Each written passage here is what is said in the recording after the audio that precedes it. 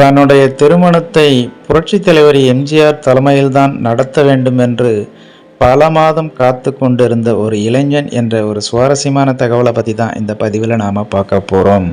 அதை பார்க்குறதுக்கு முன்னாடி hi friends, I'm C Elango. வணக்கம், welcome back to my channel.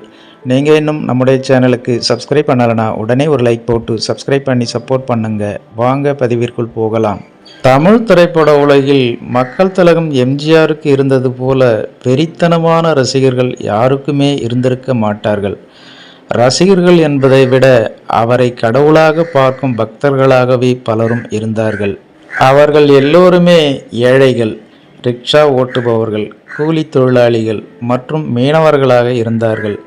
அதனால்தான் அவர்களுக்கும் பிடிக்கும்படி தனது திரைப்படங்களில் காட்சிகளை வைப்பார் எம்ஜிஆர். படகோட்டி மற்றும் மீனவ நண்பன் ஆகிய திரைப்படங்களில் ஒரு மீனவராகவே நடித்திருப்பார் எம்ஜிஆர். எம்ஜிஆரின் ரசிகர்கள் எம்ஜிஆருக்கு ஒன்றென்றால் பதறி விடுவார்கள். திரைப்படங்களில் எம்ஜிஆர் வில்லன் நடிகரிடம் அடி வாங்குவதை கூட பொறுத்து கொள்ள மாட்டார்கள். நடிகர் நம்பியார் எம்ஜிஆர் திரைப்படங்களில் வில்லனாக நடித்ததாலேயே நம்பியாரை எம்ஜிஆர் ரசிகர்களுக்கு பிடிக்காது. அந்த வகையில் அப்படித்தான் ஒரு முறை எங்க வீட்டு பிள்ளை திரைப்படத்தில் எம்ஜிஆரை நம்பியார் சவுக்கால் அடிப்பது போல் ஒரு காட்சி வரும். இந்த காட்சியை பார்த்துவிட்டு ரசிகர்கள் தியேட்டரில் இருந்து ஒரு கும்பல் அப்படியே கிளம்பி நம்பியாரின் வீட்டுக்கு போய்விட்டார்கள். நம்பியார் எப்படி எங்கள் தலைவரை அடிக்கலாம் என பெரிய பிரச்சனையே செய்துவிட்டார்கள். நம்பியார் உடனே எம்ஜிஆருக்கு போன் செய்து நிலைமையை விளக்க எம்ஜிஆர் உடனடியாக அங்கு சென்று அவர்களை சமாதானம் செய்து அனுப்பி வைத்த கதையெல்லாம் நடந்திருக்கிறது.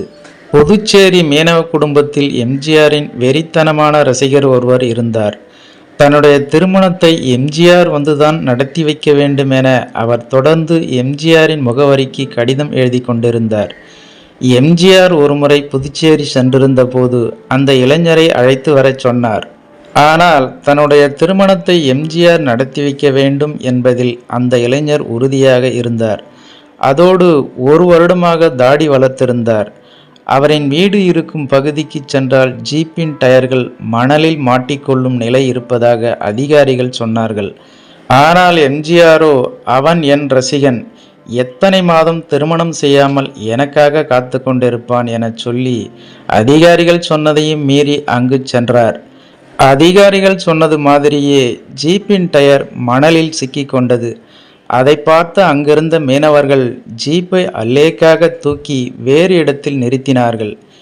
எம்ஜிஆர் வந்திருப்பதை கேள்விப்பட்டு ஓடோடி வந்த அந்த எம்ஜிஆர் ரசிகன் எம்ஜிஆரின் காலில் விழுந்து வணங்கினார்.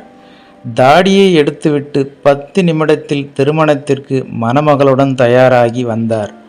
அவரின் திருமணத்தை நடத்தி வைத்து மணமக்களை வாழ்த்திய எம்ஜிஆர் அன்போடு சீர்வரிசைகளை அன்பளிப்பாக கொடுத்துவிட்டு மனமகிழ்ச்சியோடு சென்றிருக்கிறார் புரட்சி தலைவர் எம்ஜிஆர்.